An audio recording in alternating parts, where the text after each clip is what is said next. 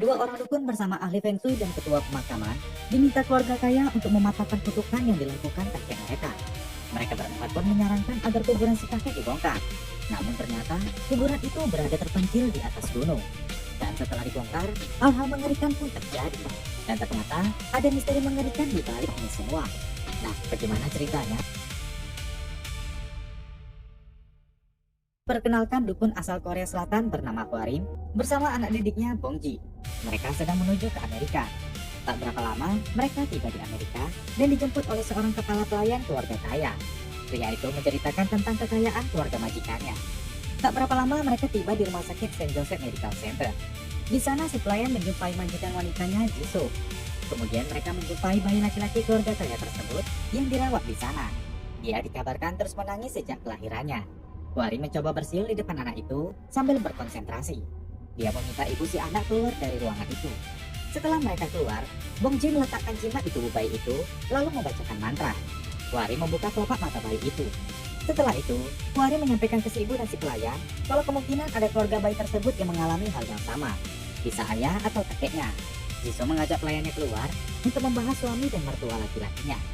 Setelah itu, Hwarim dan Bongji diantar ke rumah keluarga kaya tersebut.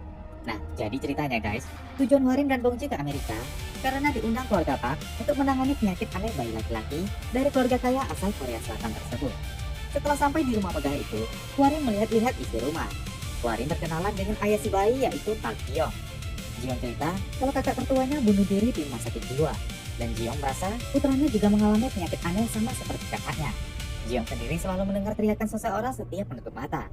Menurut Hwarim, kejadian seperti ini biasanya diwariskan dari kakek buyut sebuah keluarga ke anak tertua atau cucu tertua. Kutukan ini disebut panggilan kuburan. Itu disebabkan karena beberapa leluhur merasa tidak nyaman dalam keadaannya.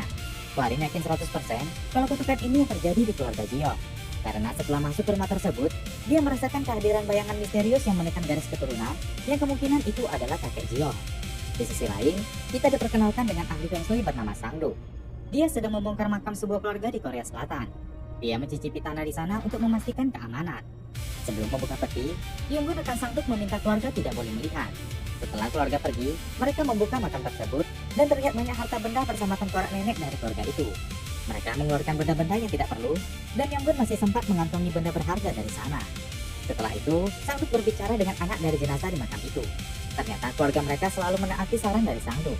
Sang-duk sendiri sudah 40 tahun berkarir menjadi ahli Feng Shui terkenal di Korea Selatan. Sang-duk ternyata meminta keluarga merelokasi makam nenek itu karena para keluarga sering didatangi roh jenazah melalui mimpi. Setelah tulang jenazah diangkat, Yonggun memeriksa apakah ada yang kurang dari tulang jenazah sampai keluarga dimimpikan. Dan Sang-duk bilang ada yang mengambil gigi palsu jenazah saat sebelum dimakamkan. Para keluarga merasa tidak ada yang mengambilnya.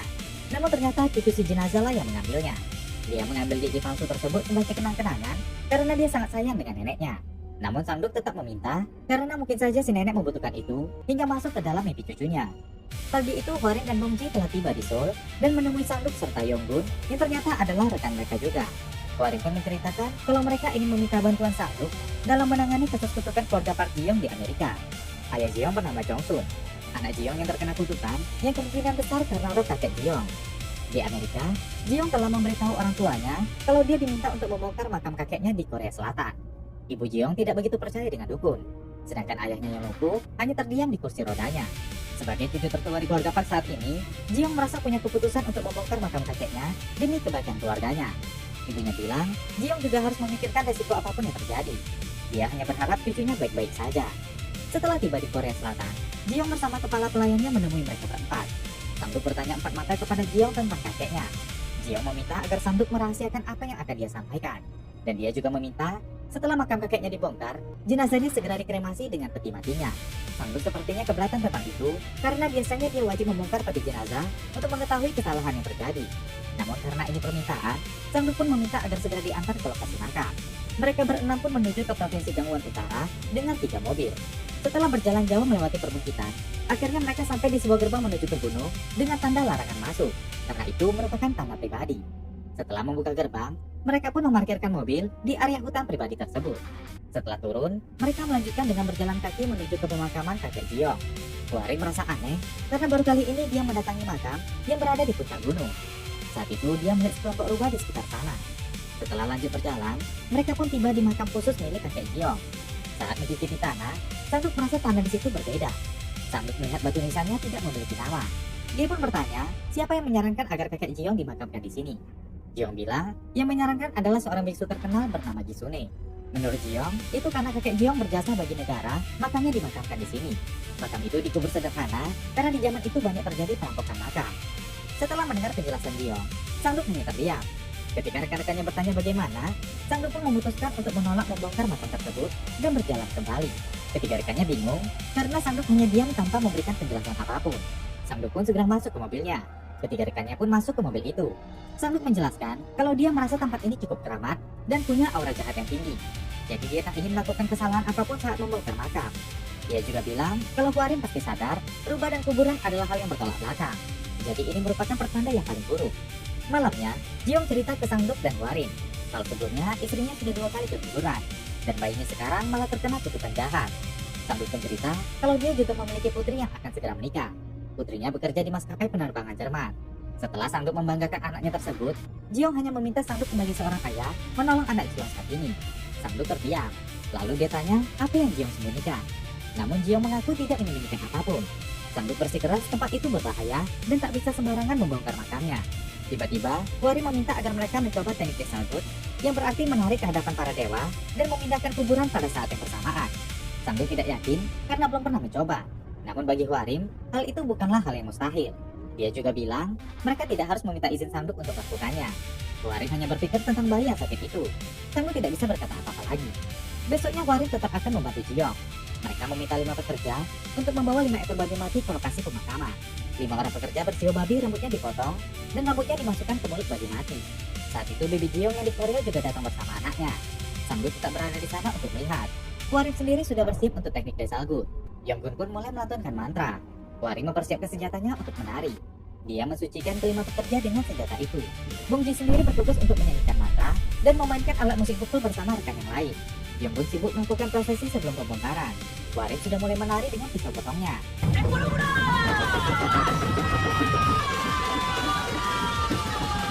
Huarim mulai menggoreskan pisau di bagian kakinya dan juga bagian pipinya. Dia mengoleskan abu kertas mantra di wajahnya dan mulai menyayat babi di sana. Yonggun mulai menyuruh Jiong memukul makam. Jiong pun memukulnya sambil mengatakan hancurkan makam. Setelah itu, para pekerja mulai menggali kubur bersamaan dengan Huarim yang terus menyayat para babi di sana. Darah dari babi itu diminum dan dioleskan di bagian mulut Huarim. Waktu pun berlalu dan para pekerja masih terus menggali.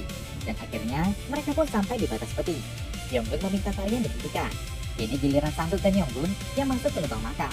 Yonggun melihat peti itu terbuat dari kayu cemara. Setelah itu, peti pun diangkat oleh para pekerja untuk dimasukkan ke mobil jenazah menuju ke krematorium. Sangduk melemparkan uang koin ke lubang makam. Setelah itu, dia mendatangi Yonggun untuk memintanya berhati-hati membawa jenazah menuju ke rumah duka Yonggun. Setelah itu, mobil Yonggun pun berjalan. Di lokasi makam, seorang penggali bernama Chang Ning masih ingin merapikan lubang. Dia melihat ada seekor ular berkepala aneh yang keluar dari dalam tanah. Setelah membunuh ular itu, cuaca di sana menjadi berbeda. Angin bertiup kencang, langit terlihat menggelap. Mereka semua pun pergi dari lokasi itu, mengikuti mobil jenazah yang berada di depan. Hujan mulai turun. Di tengah jalan, Sangduk turun dan memberitahu Jiong kalau kremasi terpaksa ditunda, karena hujan tidak baik untuk mengantarkan roh ke tempat yang baik. Jadi mereka terpaksa meletakkan jenazah di kamar mayat rumah sakit terdekat saat ini. Setelah di rumah sakit, Yonggun bilang ke penjaga kalau peti mayat tak boleh dibuka. Dia juga membayar penjaga mayat untuk hal itu. Petinya pun segera dibawa ke kamar mayat. Di luar, Jiong bicara ke bibinya. Bibinya tidak setuju jika jenazah ayahnya harus dikremasi. Itu ayahnya dan dia punya hak memutuskan. Dari rumah sakit, Sangduk pergi dan memasuki area kuil yang ada di sana. Dia baru kali ini mengunjungi kuil itu. Seorang itu datang dan bertanya ke Sangduk, ada keperluan apa? Sangduk bilang, dia tidak sengaja lewat. Namun karena melihat tanda kuil, dia pun singgah. Biksu itu bilang, kuil sederhana ini sudah dibangun ratusan tahun. Biksu kepala yang membangun kuil ini dulu juga seorang ahli Feng Shui. Sangduk tanya, apakah nama biksu itu adalah Gisune? Biksu bilang bukan. Sangduk kembali bilang, di puncak gunung itu terdapat sebuah makam tanpa nama. Biksu itu tahu rumor tentang makam itu, namun tidak pernah mengunjunginya. Di sisi lain, penjaga kamar mayat ingin pergi dan menyarankan agar Yonggun membeli makan dulu di luar. Setelah dia pergi, Yonggun pun berencana membeli makan. Kembali ke kuil, Biksu bilang ada rumor kalau kuburan itu menyimpan harta karun. Ada yang bilang juga itu makam kerajaan yang tidak diketahui, sehingga banyak perampok makam yang mendatanginya. Banyak yang ditangkap dan sebagian lari ke utara. Biksu itu pun menunjukkan benda-benda peninggalan para pencuri makam yang tertinggal di kuil itu. Di kamar mayat, penjaga tadi kembali dan berusaha membuka peti. Sedangkan Yonggun sedang makan di luar. Saat akan membuka, Bongji dan Hwarim datang. Penjaga itu pun lari karena ketahuan. Mereka segera mengabari Sangduk tentang peti yang dibuka. Yonggun yang juga telah mendapat kabar segera menuju ke rumah sakit. Bongji bilang sesuatu melewati gurunya saat peti itu dibuka. Hwarim ternyata pingsan. Sangduk pun sampai. Hwarim bilang yang keluar adalah sesuatu yang jahat. Sekarang kita menuju ke Amerika di kediaman keluarga Park. Ibu Jiong sedang menonton. Sedangkan Jongsun berada di kamar melihat ke arah jendela. Tiba-tiba, Jongsun memanggil ayahnya yang bernama Gunhyun.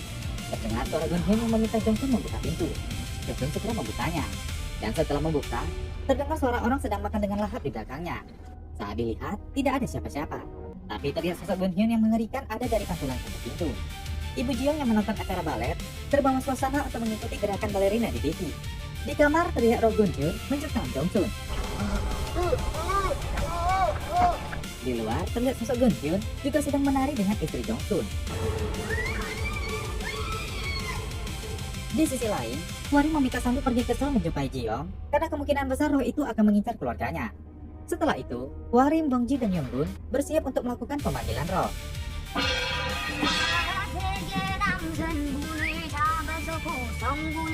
Di Seoul, Jiong sedang tidur di bathtub hotel karena memikirkan anaknya. Dan saat itu, Roh Gunhyun pun mendatanginya. Ternyata Jiong sedang bermimpi.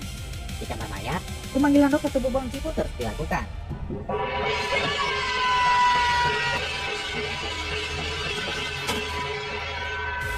Setelah Bongji berhenti menari, terlihat ada sesuatu yang berbeda dari dirinya. Hwarim sadar, roh tersebut telah merasuki muridnya. Hwarim tanya ke Roh Gunhyun, apa masalahmu? Roh Gunhyun bilang, dia ingin membawa anak serta cucunya. Roh tersebut pun lari dari tubuh Bongji. Di sisi lain, Jiong mendapat panggilan masuk dari Sangduk. Sangduk menanyakan keadaannya. Jiong bilang, dia baik-baik saja. Sangduk mengatakan sesuatu telah terjadi, dan dia menuju ke hotel tempat Jiong menginap. Dengan cepat, Sangduk bilang dia sudah sampai dan akan segera naik ke atas.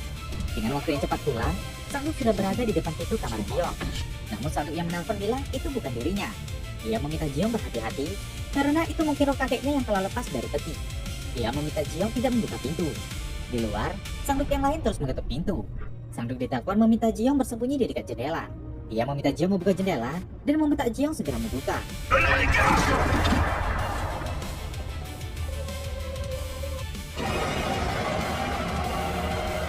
Ternyata Sangduk yang asli ada di luar pintu. Dan saat pintu dibuka, Jiong sudah berada dalam sikap yang aneh. Sangduk mendekatinya.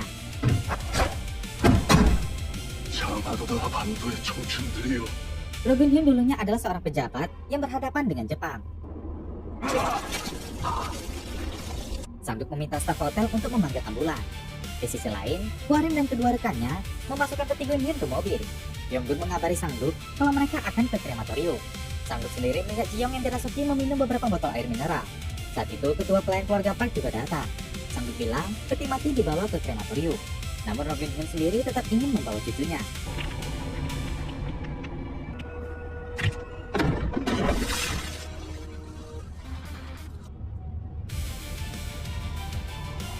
Di rumah Baby Jiong, beliau sedang makan bersama keluarganya.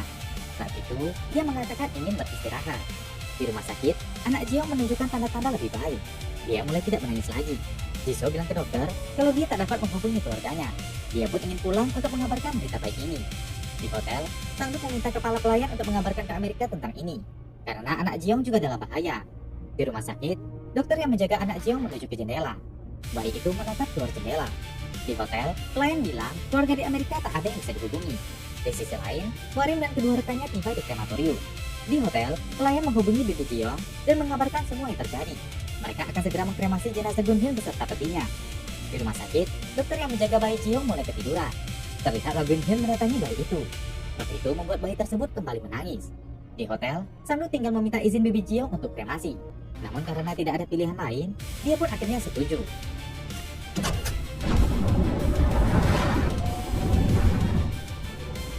Setelah api membakar peti dan jenazah Gunhyun, roh tersebut pun mulai lenyap dari rumah sakit tempat si bayi.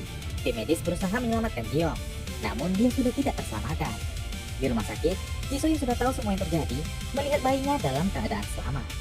Beberapa bulan kemudian, Yonggun memberi kabar kalau salah satu penggali makam yang bernama Changmin sakit parah. Sang dukun datang ke rumahnya. Changmin bilang dia mengalami sakit dan mimpi buruk setelah membongkar makam itu. Dia melihat seekor ular dan membunuhnya di sana. Dia meminta agar Sang Duk melihat keadaan ular itu di pemakaman. Sang dukun kembali ke pemakaman di atas gunung itu. Dia memasuki lubang makam dan menggali tanah di sana untuk mencari ular yang terbelah. Dan dia pun menemukannya.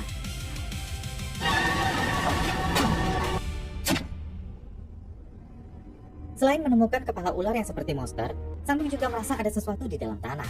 Saat dia periksa, ternyata ada peti lain di lubang makam itu. Peti itu dikubur dalam posisi vertikal.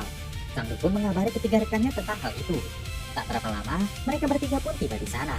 Mereka pun berusaha menggali makam lebih dalam. Dan terlihat kalau peti itu dililitkan kawat duri seakan tak boleh dibuka. Mereka pun menggunakan tali untuk menarik makam itu. Peti itu cukup besar untuk ukuran manusia. Sang Duk meminta mereka membawa peti tersebut pergi. Ternyata, Sang Duk mengajak mereka menuju ke kuil sebelumnya. Sang Duk sebelumnya telah menelpon biksu dan menjelaskan semuanya. Dia izin menginap bersama teman-temannya di kuil, sedangkan pihak keluarga Paksi pemilik makam sebelumnya akan datang. Biksu mengizinkan mereka meletakkan peti itu di gudang. Dia pun tak menyangka peti itu sangat besar.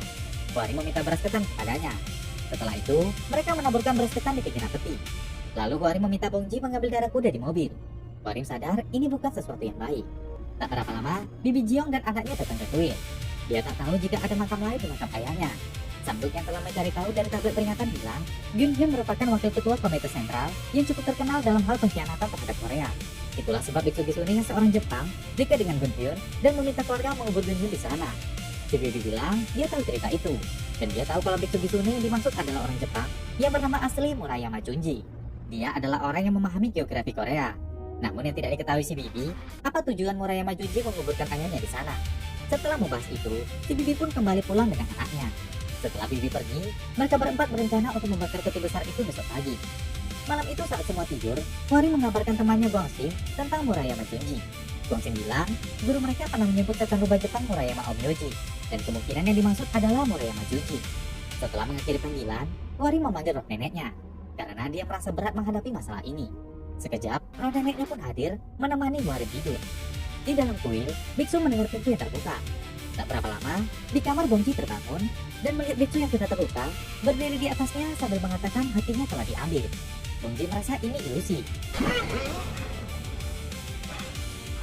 Bongji pun bangun dan melihat kalau biksu tidak ada di kuil. Dia pun keluar menuju ke gudang yang masih digembok. Saat itu, Bongji mendengar teriakan dari kandang babi di seberang kuil. Dia pun menuju ke sana. Dia melihat para babi yang ketakutan karena sebagian babi mati dan ada manusia yang ditarik sosok tinggi besar. Biksu juga tewas. Bongji yang ketakutan kembali ke kuil dan membangunkan Hwari. Katakan keluar, roh nenek Hwari menahannya. Bongji sendiri sudah membuka pintu gudang, dan Hwari tetap keluar dan ikut masuk ke dalam gudang. Mereka pun melihat peti besar itu telah terbuka. Makhluk itu keluar dari bagian atas gudang. Bongji mulai ketakutan dan bilang dia melihat sosok itu di kandang babi. Hwari memintanya membangunkan yang lain. Saat Hwari sendiri, dia mengambil pelindung wajah asal Jepang di peti itu.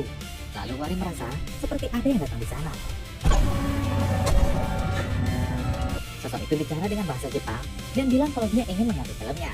Hwari yang ketakutan segera menunduk ke arahnya dan mengatakan kalau dia adalah bawahan jenderal dalam bahasa Jepang. Sosok siluman jenderal itu tanya, apakah bawahannya tersebut telah memesan ikan dan melon? Dia meminta Hwari untuk mengikuti perintah dia sebagai jenderal. Dia juga melempar kepala seseorang yang telah dibunuh. Hwari mengiyakan permintaannya untuk menyiapkan ikan. Lalu siluman itu pun menghilang. Hwari melihat ke atas dan siluman jenderal bilang kalau Hwari bukan bawahannya.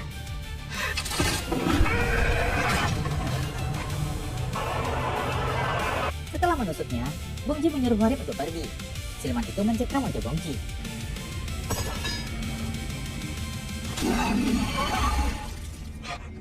Setelah menusuk perut Bongji dengan tangannya, siluman itu mendekati Hwari dan mengatakan kalau dia adalah penggoda biksu.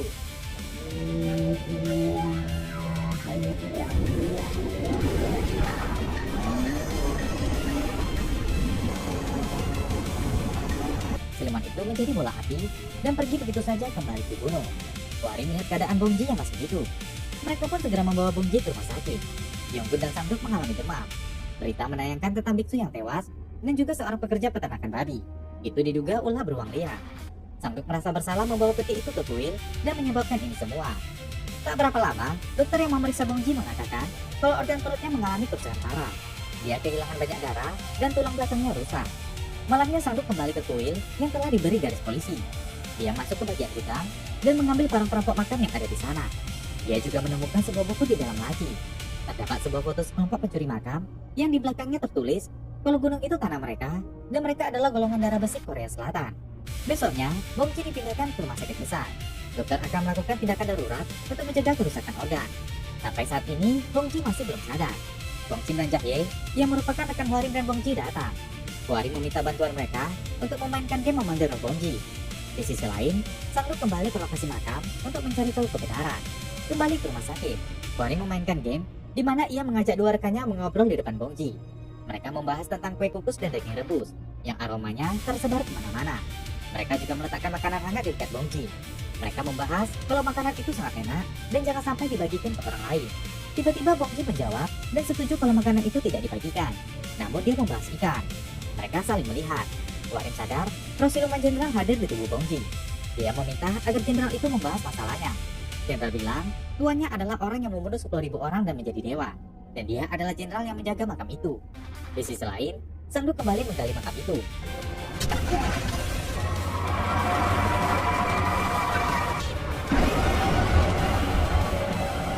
Jenderal berteriak dan meminta Sangduk yang menggali kuburan untuk memperhatikan dirinya yang berada di makam.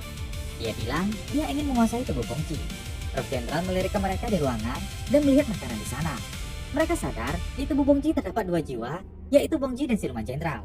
Setelah Jahye membakar kertas mantra, Bongji pun tertidur. Bongji bilang ini situasi gawat. Dia meminta Hwarim jangan mengambil resiko, walau ada nenek pelindung bersamanya. Mereka berdua pun segera pergi. Setelah itu, Sangduk menjumpai Yonggun dan Hwarim. Dia bilang setelah dia mencari tahu, dia menemukan fakta bahwa perampok kuburan adalah pejuang Korea Selatan yang mencoba menggali pasak besi yang ditancapkan Moriyama Junji dan para jenderal Jepang di atas gunung. Pasak itu ditancapkan Junji agar membawa kesialan, kutukan, dan energi negatif untuk orang Korea. Sekarang Sangduk ingin besi itu dicabut agar Bongji bisa sembuh. Menurut Hwarim, hantu itu bukan sesuatu hal yang bisa dihilangkan. Walau tidak ada dendam, dia bisa membunuh siapapun yang mendekatinya. Tapi Hwarim mempunyai ide untuk mengakalinya. Saat itu Bongji mulai sadar. Saat ditangani dokter, Hwarim menyadari sesuatu.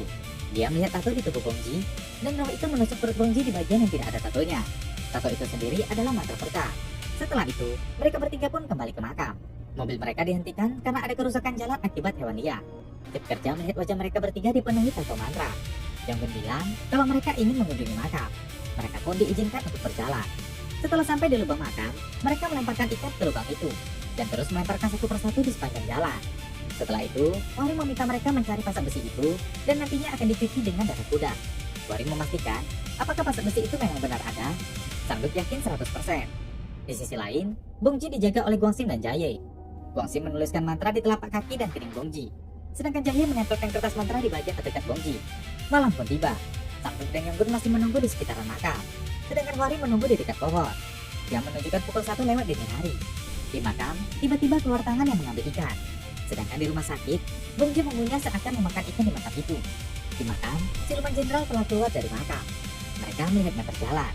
Hwarim membakar tumpukan ranting dan memasukkannya ke pohon tua yang ada di sana. Siluman jenderal terus berjalan dan memakan ikan di setiap jalan. Dia pun hampir tiba di pohon tua itu. Hwarim tanya, apakah kamu sudah kenyang? Sangduk dan Yonggun masuk ke lubang makam dan kembali menggali. Hwarim berbicara seakan dia adalah penunggu di pohon tua. Dia tanya, apa yang kau lakukan di sini? Ini adalah gunungku. Siluman memakinya dengan mengatakan penunggu pohon piala. Hwarim sebagai hantu pohon bilang, perang sudah berakhir. Siluman tidak terima dan bilang perang di antara mereka belum dimulai. Hwarim bilang, tempat ini bukan lagi tempatmu. Siluman tertawa dan menghilang. Namun suaranya meminta agar mereka bertarung. Di sisi lain, selama menggali, Sangduk dan Yonggun tidak menemukan pasak besi apapun. Hwarim bertanya lagi, siapa kamu sebenarnya? Siluman pun bilang kalau dia adalah jenderal terang. Hwarim memintanya untuk melepaskan tubuh Bongji. Siluman itu pun tahu kalau ternyata yang berbicara dengannya dari tadi adalah manusia. Dia pun mendekati Hwarim. Namun langkahnya berhenti karena menyadari ada roh wanita tua yang berada di sana. Ternyata itu nenek Hwarim yang selalu menjaganya. Hwarim pun bangkit dan pergi. Di rumah sakit, Gongsim dan Jahye membacakan mantra untuk menolong Bongji. Sedangkan Hwarim bertemu dengan Yonggun. Mereka melihat siluman itu menjadi bola api dan menuju ke pemakaman. Mereka berdua segera berlari, meminta Sang Duk di lubang makam untuk keluar. Roh siluman itu pun mengelilingi pemakaman.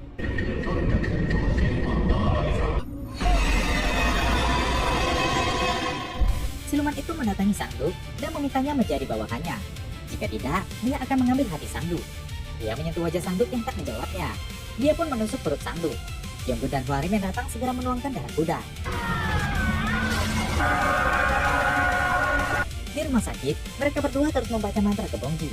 Bongji merasa kepanasan. Sang Duk pun menyadari kalau pasak besi yang dimaksud adalah makhluk itu sendiri. Saat akan menolong Sang Duk, mereka berdua diangkat makhluk tersebut. Dan saat itu, mereka pun melihat masa lalunya, di mana saat jenderal itu mati dengan kepala terputus, Murayama Junji memasukkan samurai ke badannya untuk menyatukan kepalanya. Lalu pemakamannya dilakukan secara vertikal sebagai pasak besi yang dimaksud. Jadi tidak ada orang Korea yang tahu keberadaan pasak besi itu. Sang Duk dengan ilmu Feng Shui-nya menyadari kelima elemen akan saling bertentangan.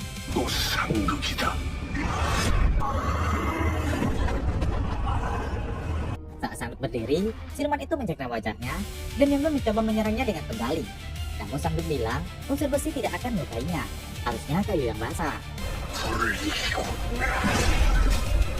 Air mengalahkan api dan kayu basah lebih keras dari besi. Di rumah sakit, Jaya menyadari darah yang dimuntahkan Bongji adalah darah hitam. Dan dimakan, Sang Duk yang muntah darah mengoleskan darah itu ke kayu. Sang Duk akhirnya mengalahkan siluman jenderal itu. Dan di rumah sakit, Bongji pun sadar. Hwarim dan Yonggun melihat Sang Duk sangat lemah dan sekarat. Mereka segera membawanya ke rumah sakit. Sang Duk segera ditangani dokter di ruang operasi. Yonggun dan Hwarim berada di luar ruangan sambil berdoa. Besoknya di berita, polisi akhirnya menemukan seekor beruang liar itu yang diduga menyerang manusia di sekitaran kuil. Saat itu operasi berjalan baik dan Sang Duk masih selamat. Dia pun sudah sadar pagi itu. Saat Hwarim dan Yonggun makan, Bongji yang sudah baikan datang untuk bergabung. Setelah itu, Bongji dan Hwarim pun kembali ke aktivitasnya seperti biasa, yaitu membantu orang-orang yang berhubungan dengan roh jahat. Sedangkan Yonggun di rumah dukanya juga seperti biasa, yaitu membantu orang-orang yang ingin dikremasi atau dikubur. Sang Duk sendiri juga dengan aktivitasnya, yaitu mengatur feng shui bangunan dan apapun yang pelanggannya minta. Namun terlihat kalau bagian perut Sang Duk masih berdarah. Kemudian Sang Duk juga menyempatkan hadir ke pesta pernikahan putrinya. Ketiga rekannya juga ikut hadir. Mereka pun menyempatkan diri untuk berfoto bersama pengantin. Dan cerita berakhir di sini guys. Nah, jadi kesimpulannya, Murayama Junji atau Biksu Gisune yang sosoknya juga tidak hadir di film ini merupakan orang yang terlibat dalam perang Korea dan Jepang dulunya. Seorang jenderal Jepang yang telah mati, tubuhnya dimasukkan samurai sebagai pasak besi dengan tujuan akan dikubur di tanah Korea agar warga Korea mendapatkan kesialan dan kutukan. Setelah mengubur jenderal bersamurai besi itu di gunung, Junji mendekati Park Geun-hye, si pejabat tinggi atau kakek Park Ji-young yang merupakan seorang pengkhianat negara. Setelah kematian Geun-hye, Junji meminta keluarga agar Geun-hye dimakamkan di atas gunung dengan alasan di sana akan mendatangkan keberuntungan. Namun sebenarnya tujuan Junji mengubur Geun-hye di sana agar peti jenderal pasak besi itu semakin terkubur di dalam karena ditimpa peti Pak Geun-hye. Dan itulah yang membuat roh Geun-hye mengganggu keluarganya karena dia meminta agar rahasia jahat Junji segera terbongkar.